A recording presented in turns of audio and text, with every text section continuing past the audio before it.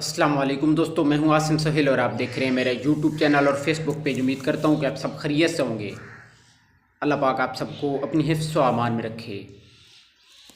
दोस्तों, आज की वीडियो में हम आपको आयरन की कमी और जिस्मानी सुस्ती का इलाज बताएंगे, जो कि आप अपने घर में ही खुद कर सकते हैं। अगर आपके जिस्म में बहुत ज़्यादा थकावट रहती है, सुस्ती रहती है और कोई भी काम करने को दिल नहीं करता, या फिर काम पर जाते हैं और पूरा दिन थकावट का शिकार रहते हैं, या इसके अलावा खून की कमी का शिकार हैं, तो ये वीडियो आपके लिए बहुत ही अहम है। तो दोस्तों, आज की वीडियो की तरफ चलते हैं। तो इससे पहले जल्दी से हमारे चैनल को सब्सक्राइब कर दें और साथ में दिए गए बेल आइकन के बटन को भी ज़रूर प्रेस कर दीजिएगा। दोस्तों, सबसे पहले फलियां हैं, क्योंकि फलियों में बहुत से न्यूट्रिएंट्स पाए जाते हैं और इन फलियों की सबसे आम किस्म लोबिया है और मुख्तलिफ दालें हैं। ऐसे अफराद जो गोश्त नहीं खाते, उनके लिए दालें आयरन हासिल करने का बेहतरीन ज़रिया है। तकरीबन 1 कप पकी हुई दाल में 7 ग्राम आयरन होता है। इसके अलावा लोबिया भी आयरन की कमी को पूरा करने में अहम किरदार अदा कर सकता है। पके हुए आधे कप लोबिया में तकरीबन 2 ग्राम आयरन मौजूद होता है। इसके साथ साथ फलियां पोटाशियम, फोलेट और मैग्नीशियम का भी बेहतरीन ज़रिया होती हैं। आयरन की कमी को कम वक्त में पूरा करने के लिए आप फलियों को खट्टे फलों या फिर टमाटर वगैरह के साथ इस्तेमाल कर सकते हैं।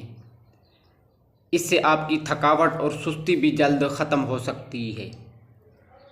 इसके अलावा सुर्ख गोश्त भी न्यूट्रिएंट्स से भरपूर होता है। 100 ग्राम सुर्ख गोश्त में तकरीबन 3 ग्राम आयरन पाया जाता है।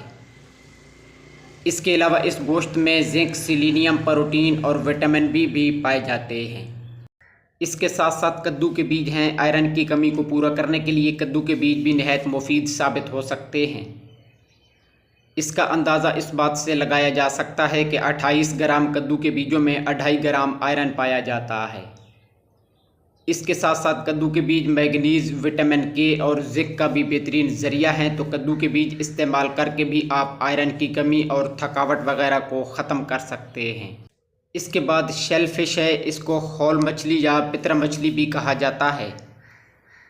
100 ग्राम शेल फिश में 3 ग्राम तक आयरन पाया जाता है। आयरन की कमी को पूरा करने के साथ साथ शेल फिश खून में फ़ायदेमंद कोलेस्ट्रॉल की मिकदार भी बढ़ाती है, जिसकी वजह से दिल की बीमारियों के ख़तरात बहुत हद तक कम हो जाते हैं।